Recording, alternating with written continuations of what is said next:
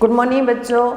Class 11th Hindi medium, subject है inorganic chemistry और topic चल रहा है हमारा classification of element and periodic property.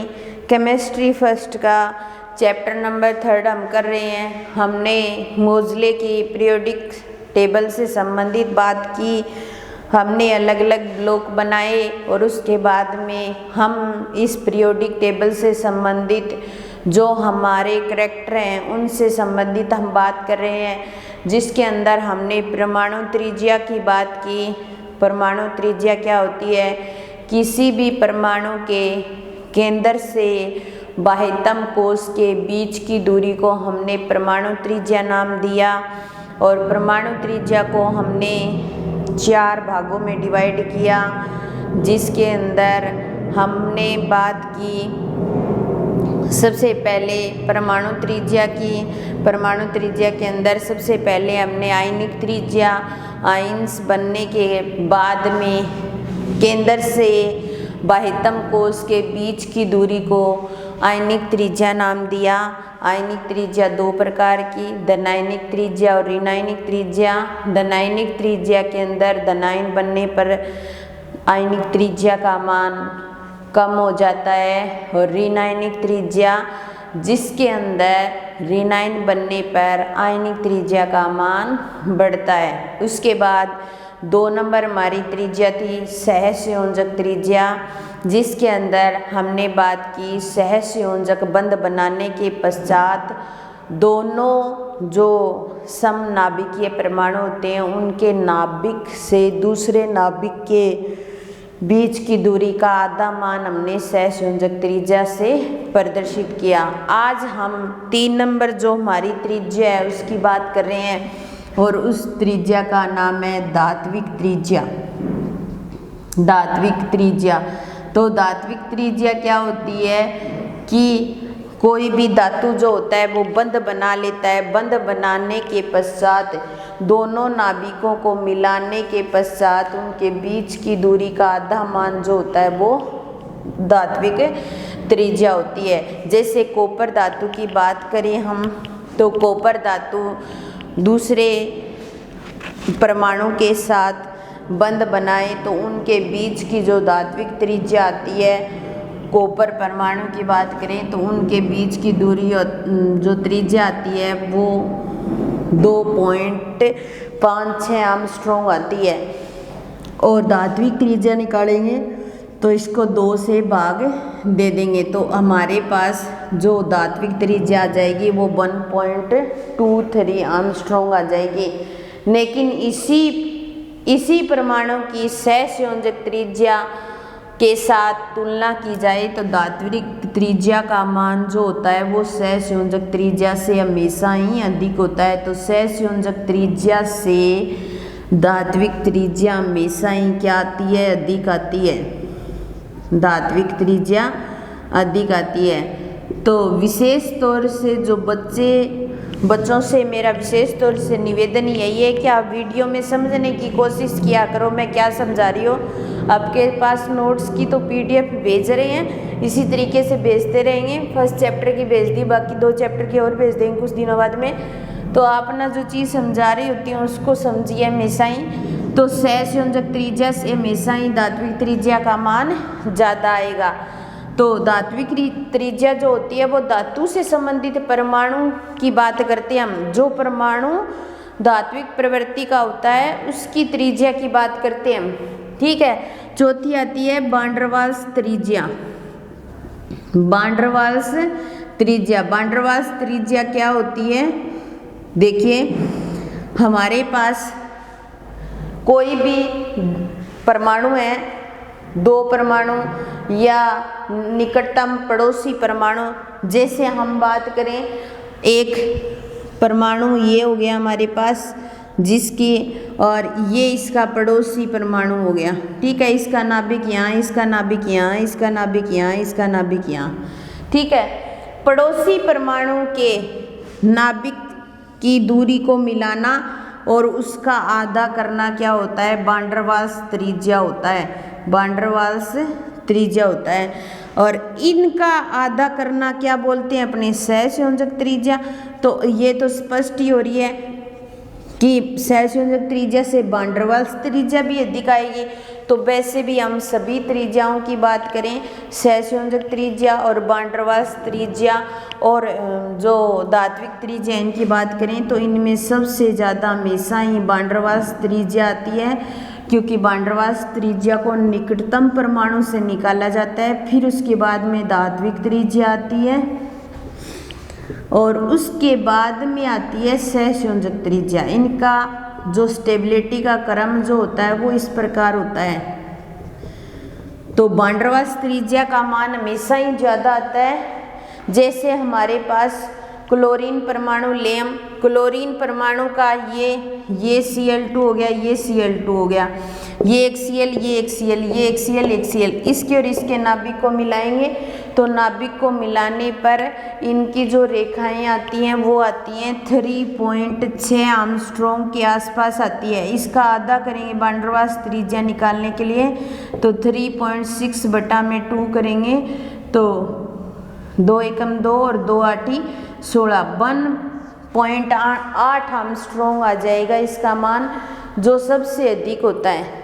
ठीक है, ये हमने बात की 4 प्रकार की त्रिज्याएं कौन सी होती है, किसकी स्टेबिलिटी अधिक होती है और किसका मान किससे ज़्यादा होता है और किसको किस प्रकार निकालते हैं। तो आयनिक त्रिज्या आयंस बनाने पड़ते हैं, सहसंयोजक त्रिज्या सहसंयोजक बंध बनाने के पश्चात दोनों नाभिकों को मिला दो और उनका आधा मान।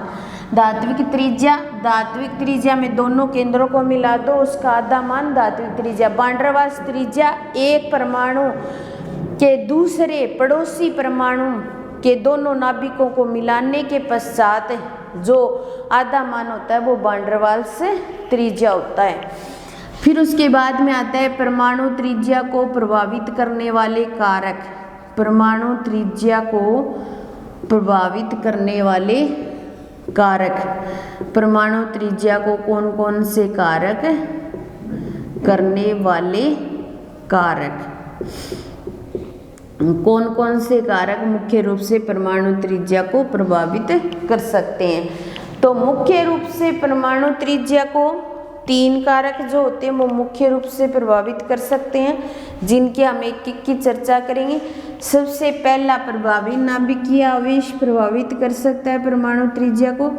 प्रभावी नाभिकीय आवेश, प्रभावी नाभिकीय आवेश, ठीक है। दूसरा, परमाणु त्रिज्या को कक्षाओं की संख्या या कोषों की जो संख्या होती है वो भी प्रभावित कर सकती है। कक्षाओं की संख्या, कक्षाओं की संख्या। और तीसरा होता है परिरक्षण प्रभाव, परिरक्षण प्रभाव, ठीक है। अब सबसे पहली बात तो प्रभावी नाभिकीय आवेश क्या होता है, ZEF बराबर Z माइनस सिग्मा, ठीक है। तो ये ZEF जो होता है वो होता है प्रभावी नाभिकीय आवेश, प्रभावी नाभिकीय आवेश, ठीक है, नाभिकीय आवेश। और Z होता है वो नाभिकीय आवेश बोल सकते हैं अपने, या एलिमेंट पर उपस्थित आवेश। और Z जो होता है वो परिरक्षण प्रभाव होता है, Z जो होता है वो परिरक्षण प्रभाव होता है। तो सबसे पहले हम बात करें प्रभावी नाभिकीय आवेश की। तो प्रभावी नाभिकीय आवेश की हम बात करें, ये तो फॉर्मूला हो गया प्रभावी नाभिकीय आवेश की। प्रभावी नाभिकीय आवेश कैसे प्रभावित करता है, जब हम आवर्त ऊपर से नीचे आते हैं, ऊपर से नीचे एक वर्ग के अंदर प्रभावी नाभिकीय आवेश समान रहता है, प्रभावी नाभिकीय आवेश समान रहता है, समान रहता है, ठीक है। लेकिन जब हम बाएं से दाएं जाते हैं तो प्रभावी नाभिकीय आवेश बढ़ता है, प्रभावी नाभिकीय आवेश बढ़ता है, बढ़ता है। तो बाएं और ऊपर से नीचे आते हैं तो हमेशा ही क्या होती है, कक्षाओं की संख्या बढ़ती है, कक्षाओं की या कोषों की संख्या बढ़ती है, कोषों की संख्या बढ़ती है। और कोषों की संख्या बढ़ती है तो आकार क्या होता है, बढ़ता है, आकार बढ़ता है। तो परमाणु त्रिज्या भी बढ़ती है, परमाणु त्रिज्या भी बढ़ती है। ठीक है, बाएं से दाएं जाते हैं तो प्रभावी नाभिकीय आवेश बढ़ता है, तो आकार क्या होता है, घटता है, आकार घटता है। ठीक है, तो आकार घटता है तो परमाणु त्रिज्या भी क्या होती है, घटती है, परमाणु त्रिज्या भी क्या होती है, घटती है। ठीक है, तो कहने का मतलब है परमाणु त्रिज्या, परमाणु त्रिज्या, परमाणु त्रिज्या समानुपाती होती है आकार के, समानुपाती होती है कोषों की संख्या के। ठीक है, व्युत्क्रमानुपाती होती है प्रभावी नाभिकीय आवेश के, प्रभावी नाभिकीय आवेश के।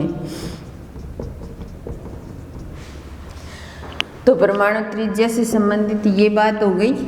ठीक है, परमाणु त्रिज्या जब हम ऊपर से नीचे आते हैं तो कक्षाओं की या कोषों की संख्या बढ़ती जाती है, और जैसे जैसे कोषों की संख्या बढ़ती है वैसे वैसे आकार बढ़ता जाता है, और आकार बढ़ता है तो परमाणु त्रिज्या भी बढ़ती जाती है। लेकिन जब हम बाएं से दाएं जाते हैं तो प्रभावी नाभिकीय आवेश बढ़ता है, आकार घटता है, परमाणु त्रिज्या भी घटती है। तो निष्कर्ष ये निकला कि परमाणु त्रिज्या आकार के क्या होती है, समानुपाती होती है। तो समानुपाती में अगर कोई चीज़ होती है तो एक को बढ़ाते हैं तो दूसरी बढ़ती है। अगर हम आकार को बढ़ाएंगे तो परमाणु त्रिज्या बढ़ेगी, और आकार अगर कम होगा तो परमाणु त्रिज्या भी कम हो जाएगी। फिर है समानुपाती कोषों की संख्या। जैसे हम ऊपर से नीचे आते हैं तो कोष बढ़ते जा रहे हैं, कोष बढ़ रहे हैं तो आकार बढ़ रहा है, आकार बढ़ रहा है तो परमाणु त्रिज्या बढ़ रही है। तो हम ऐसे कह सकते हैं परमाणु त्रिज्या कोषों के भी क्या हो जाएगी, समानुपाती हो जाएगी, क्योंकि जैसे जैसे हम कोष बढ़ाते जाएंगे परमाणु त्रिज्या बढ़ती जाएगी। और परमाणु त्रिज्या बढ़ती है तो फिर नेक्स्ट आता है प्रभावी नाभिकीय आवेश। प्रभावी नाभिकीय आवेश बढ़ता है तो आकार घटता है, और आकार घटता है तो परमाणु त्रिज्या भी घटती है। अब आता है प्रीरक्षण प्रभाव क्या होता है। प्रीरक्षण प्रभाव की हम बात करें तो प्रीरक्षण प्रभाव क्या होता है, इसका प्रभाव मुख्य रूप से संक्रमण तत्वों पर पड़ता है। संक्रमण तत्व, संक्रमण तत्व कौन से होते हैं, डी ब्लॉक के एलिमेंट, डी ब्लॉक के जो एलिमेंट होते हैं वो संक्रमण तत्व होते हैं। जिंक, कैडमियम, Hg और UUV को छोड़कर बाकी सारे तत्वों पर इसका प्रभाव पड़ता है, क्योंकि ये पूर्णपुरित विन्यास वाले होते हैं। इन पर ये इनको संक्रमण श्रेणी के तत्वों के अंदर नहीं रखा जाता, या संक्रमण श्रेणी के जो तत्व हैं या संक्रमण तत्व नहीं कहा जा सकता। इन चार तत्वों को छोड़कर बाकी सारे तत्व संक्रमण तत्व होते हैं। तो ये नाभिक होता है, प्रोटॉन न्यूट्रॉन हो गया, इसके बाहर की ओर जब इलेक्ट्रॉन एस कक्षक में आते हैं तो ये नाभिक एस कक्षक को क्या करता है, आकर्षित करता है। क्या करता है, आकर्षित करता है। जैसे जैसे इलेक्ट्रॉन आते जाते हैं आकर्षित करता रहता है, लेकिन इसके अंदर क्या होता है, एस कक्षक के अंदर की ओर फिर एक डी कक्षक आता है। 3D में इलेक्ट्रॉन भरो या 4D में, जैसे जैसे ये एस कक्षक को आकर्षित करता रहता है, आवेश बढ़ता है, वैसे वैसे आकर्षित करता रहता है, वैसे वैसे डी के अंदर इलेक्ट्रॉनों की कॉन्फ़िगरेशन D1, D2, D3 ऐसे करते जाएंगे।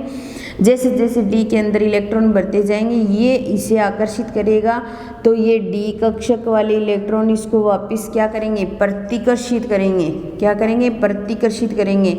तो जो डी कक्षक के इलेक्ट्रॉनों के द्वारा जो प्रतिकर्षण किया जाता है वो ही क्या होता है, प्रीरक्षण प्रभाव होता है। तो प्रीरक्षण प्रभाव क्या करता है, प्रभावी नाभिकीय आवेश को कम करने की कोशिश करता है।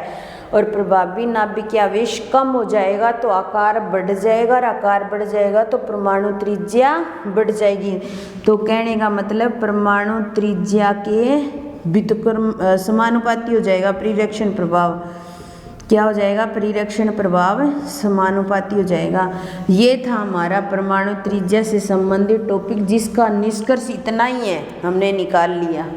अगर इतना ध्यान रह जाएगा ना, परमाणु त्रिज्या आकार के समानुपाती होती है, कोषों की संख्या के समानुपाती होती है, प्रभावी नाभिकीय आवेश के व्युत्क्रमानुपाती होती है, और परिरक्षण प्रभाव के क्या होती है? समानुपाती होती है। तो हम परमाणु त्रिज्या से संबंधित हमारा कोई भी क्वेश्चन गलत नहीं हो सकता, क्योंकि आकार बढ़ेगा तो परमाणु त्रिज्या बढ़ेगी, कोषों की संख्या बढ़ेगी तो परमाणु त्रिज्या बढ़ेगी, प्रभावी नाभिकीय आवेश बढ़ेगा तो परमाणु त्रिज्या कम हो जाएगी, और परिरक्षण प्रभाव बढ़ेगा तो परमाणु त्रिज्या बढ़ेगी। तो ये परमाणु त्रिज्या वाला टॉपिक हमारा कंप्लीट हो गया। हमने 4 टॉपिक की बात की थी। पीरियोडिक टेबल में भी हम परमाणु त्रिज्या पढ़ेंगे, आयनन एंथैल्पी या आयनन विभव बोल सकते हैं, इलेक्ट्रॉन बंधुता और विद्युत ऋणता। तो नेक्स्ट क्लास में हम आयनन विभव या आयनन एंथैल्पी की बात करेंगे। नेक्स्ट क्लास में शुरुआत करेंगे। परमाणु त्रिज्या वाला टॉपिक पूरा हो गया, और नेक्स्ट क्लास में हम आयनन एंथैल्पी करेंगे। और आज क्लास यही समाप्त करते हैं। धन्यवाद।